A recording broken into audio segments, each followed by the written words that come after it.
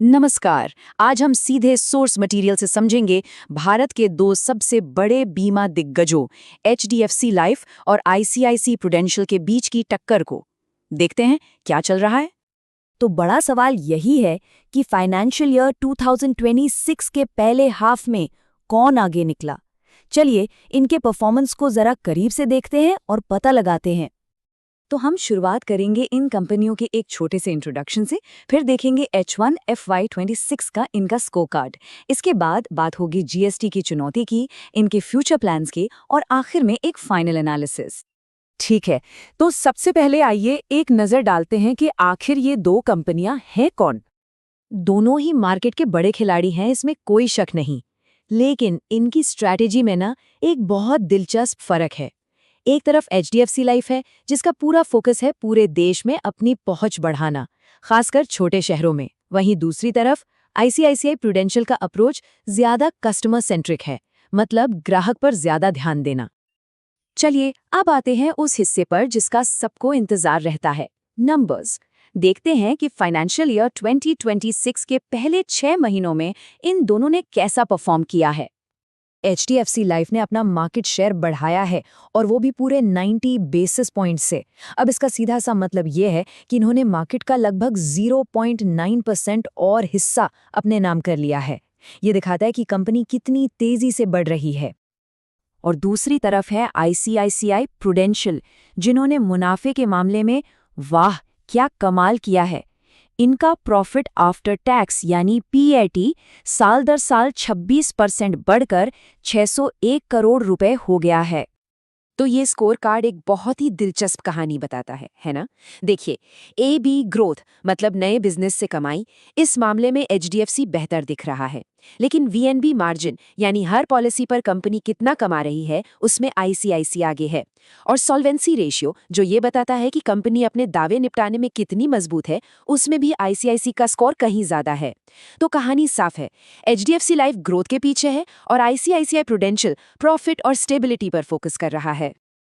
अच्छा, अब एक ऐसी चुनौती की बात करते हैं जिससे ये दोनों ही कंपनियां जूझ रही हैं। ये है जीएसटी से जुड़ा एक बड़ा बदलाव, जिसका सीधा असर इनके प्रॉफिट पर पड़ रहा है। हुआ ये है कि पहले जो एक टैक्स बेनिफिट मिलता था वो अब हटा दिया गया है। तो अब कंपनियों को अपने प्रॉफिट मार्जिन बचाने के लिए नए रास्ते खोजने पड़ रहे हैं।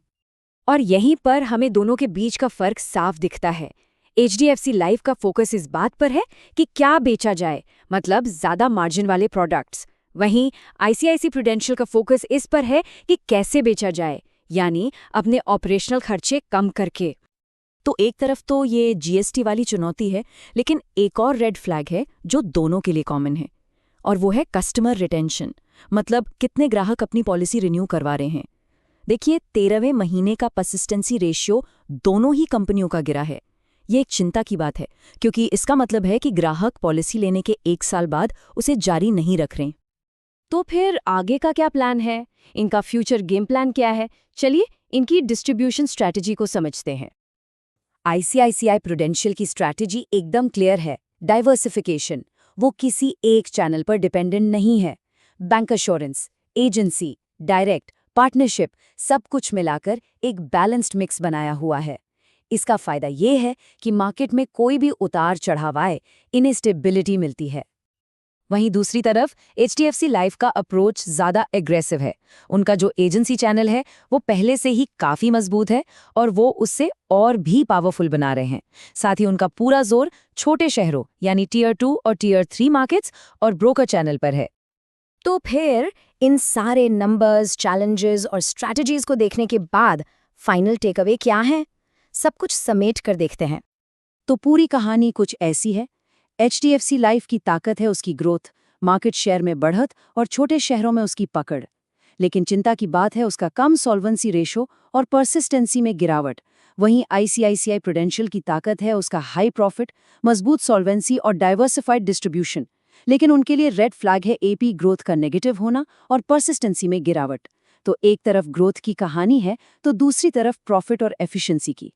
और हाँ, आगे बढ़ने से पहले एक बहुत ज़रूरी बात, ये सारी जानकारी सिर्फ एजुकेशनल मकसद के लिए है। इसे किसी भी तरह की फाइनेंशियल एडवाइस ना समझा जाए। कोई भी इन्वेस्टमेंट का फैसला लेने से पहले हमेशा एक सेबी रजिस्टर्ड एडवाइजर से सलाह ज़रूर लें। तो अंत में एक सवाल छोड़ जाते हैं। जैसे जैसे भारत की इकॉनमी आगे बढ़ रही है, इंश्योरेंस मार्केट का लीडर कौन बनेगा? वो जो तेजी से मार्केट में फैल रहा है, या वो जो हर कदम समझदारी और एफिशिएंसी से उठा रहा है? इसका जवाब शायद आने वाला वक्त ही देगा।